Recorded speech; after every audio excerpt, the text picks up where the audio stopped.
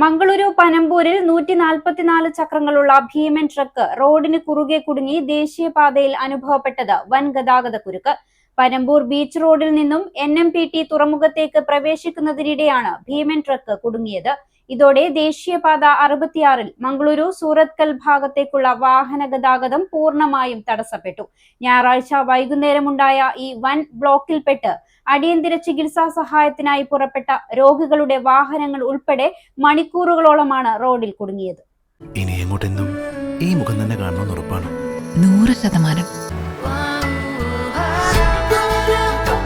100 വർഷം സുമംഗലിയായിരിക്കട്ടെ. 100 വർഷങ്ങളായ ബന്ധങ്ങൾ, 100% ഉറപ്പ്. ഭീമയുടെ സംശുദ്ധി.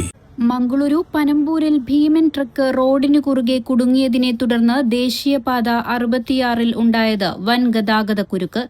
NMPT തുറമുഖത്തെത്തിയ 144 ചക്രങ്ങളുള്ള കൂറ്റൻ ട്രക്കാണ് പനമ്പൂർ ബീച്ച് റോഡിൽ നിന്നും ഹൈവേയിലേക്ക് പ്രവേശിക്കുന്നതിനിടെ കുടുങ്ങിയത്.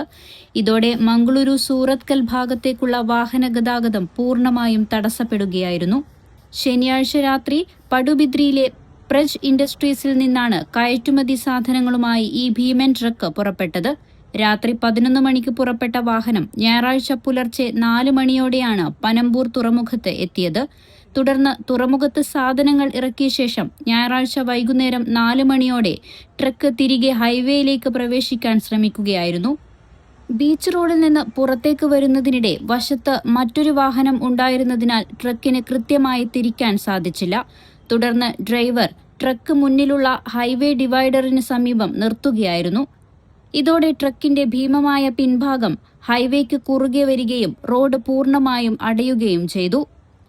ഞായറാഴ്ച വൈകുന്നേരമുണ്ടായ ഈ വൻ ഗതാഗതക്കുരുക്കിൽപ്പെട്ട് കിലോമീറ്ററുകളോളമാണ് വാഹനങ്ങളുടെ നീണ്ട നിര രൂപപ്പെട്ടത്. വിവരമറിഞ്ഞ് സ്ഥലത്തെത്തിയ പോലീസും അധികൃതരും ചേർന്ന് ഏറെ നേരമെടുത്താണ് ഗതാഗതക്കുരുക്ക് ഒഴിവാക്കിയത്. News 40 live, Kasaragod.